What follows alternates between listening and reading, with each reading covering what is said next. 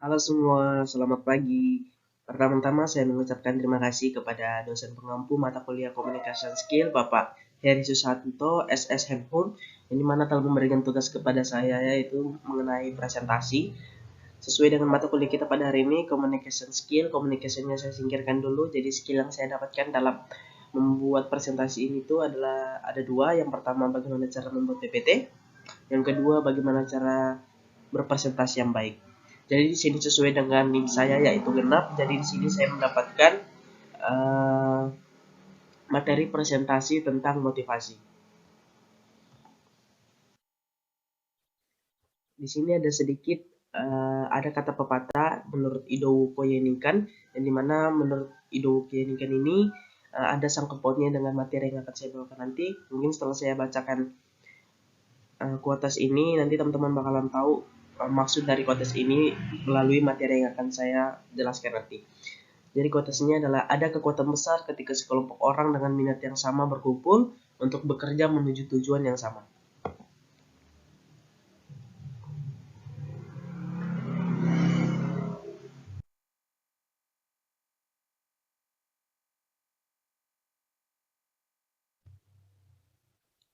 Jadi di sini judul yang akan saya bawakan adalah motivasi dalam berorganisasi. Dan di sini ada sedikit juga profil dari saya. Jadi perkenalkan, nama saya Yunus Londong, salah satu mahasiswa Titik Bontang dengan jurusan Teknik Informatika 2021 TI Pagi 1. Sesuai dengan judul yang saya akan bawakan hari ini, yaitu berorganisasi. Di sini ada beberapa organisasi yang saya ikuti hingga saat ini. Yang pertama, saya selaku Wakil Ketua Mahasiswa Olahraga dan Seni atau MOS. Yang kedua, saya selaku Sekretaris Persekutuan Mahasiswa Kristen PMK. Yang ketiga, saya selaku anggota Divisi Advokasi dan Kaderisasi HMTI. Dan yang terakhir, di organisasi eksternal, saya sebagai koor sumber daya manusia di salah satu himpunan mahasiswa Bontang.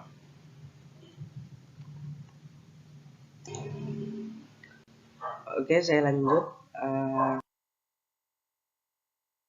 Jadi materi pertama itu apa itu motivasi dalam berorganisasi? Menurut teman-teman, apa itu motivasi dalam berorganisasi? Jadi motivasi dalam berorganisasi adalah suatu tindakan atau ucapan yang dimana tindakan atau ucapan tersebut dapat menimbulkan semangat atau dorongan untuk bekerja dan berorganisasi, atau suatu kondisi yang dimana dapat menggerakkan seseorang ke arah suatu tujuan di dalam suatu organisasi. Oke, saya lanjut. Apa sih pentingnya motivasi dalam berorganisasi? Yang pertama, motivasi dapat memberikan dorongan atau semangat terhadap seseorang dalam berorganisasi. Yang kedua, dapat meningkatkan produktivitas seseorang dalam berorganisasi. Yang ketiga, dapat menumbuhkan rasa tanggung jawab seseorang dalam tugas-tugas yang telah diberikan pemimpinan di dalam suatu organisasi. Jadi itu teman-teman adalah pentingnya motivasi dalam berorganisasi. Kita lanjut. Di sini fungsi motivasi dalam berorganisasi itu terdapat 3. Yang pertama adalah dapat meningkatkan efektivitas pimpinan dalam memotivasi. Kenapa bisa disebutkan meningkatkan efektivitas?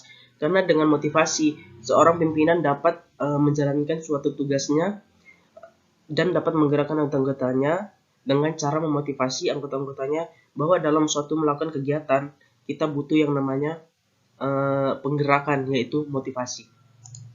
Yang kedua, mempengaruhi. Sesuai dengan di pertama tadi, meningkatkan efektivitas seorang pimpinan, yang dimana dia juga dapat dengan motivasi ini dapat mempengaruhi anggota-anggotanya. Bagaimana sih cara mempengaruhi anggota-anggotanya? Itu dengan memberikan motivasi dalam suatu melakukan kegiatan. Misalkan kegiatan ini tuh dapat memberikan kita feedback yang sangat bagus, menambahkan relasi, sehingga motivasi tersebut dapat mempengaruhi anggota-anggotanya.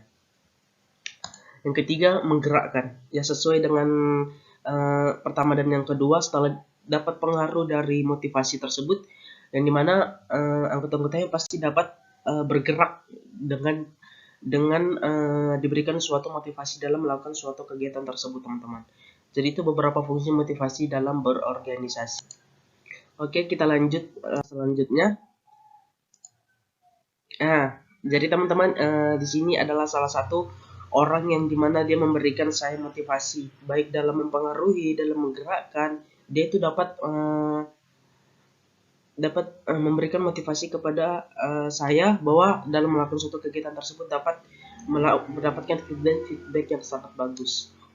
Ya, benar sekali, namanya adalah Azul Fikri. Dia adalah salah satu juga mahasiswa Stek Bontang, dan dimana dia mengikuti beberapa organisasi eksternal maupun internal, sehingga dari dia mengikuti suatu organisasi saja teman-teman, di situ saya sudah dapat motivasi terhadap Kak Zulfikri, yang dimana di sini ada moto hidupnya Kak Zul, yang dimana selalu menjadi versi tingkat pertama dari dirimu sendiri, bukan versi tingkat kedua dari orang lain. Dari moto hidup seorang Kak Azul Fikri ini teman-teman, saya sudah mendapatkan motivasi. Kita harus menjadi versi tingkat sendiri, tingkat kita sendiri. Apa yang kita ingin lakukan, maka lakukanlah. Jangan dengarkan kata orang lain bahwa apa yang kamu lakukan ini tidak bagus. Jangan dengarkan itu teman. Jadilah versi tingkatmu sendiri, yang dimana jika apa yang ingin kamu lakukan ini, maka lakukanlah jika menurutmu itu benar. Kenapa saya bisa sebut Kak Zulfikri ini sebagai motivasi teman-teman? Yang pertama, dalam berorganisasi. Dari teman-teman, dalam berorganisasi, Kak Zul ini mengikuti beberapa organisasi besar teman-teman yang di luar dari kampus, seperti HFB, KFB, Duta Pemuda. Dan dia dalam organisasi itu sangat kuat teman-teman. Kita yang masih segini saja, mengikuti organisasi yang masih 50-50 untuk melakukan suatu kegiatan, Kak Zul sudah kayak gini banget teman-teman. Dia sudah sangat memegang erat suatu organisasi tersebut, dan dimana ketika dia mengikutin ini, dia selalu bertanggung jawab dalam baik anggotanya, baik sebelum dia menjadi seorang pemimpin, sebagai anggota juga dia sangat bagus teman-teman. Dia selalu bergerak apapun yang terjadi.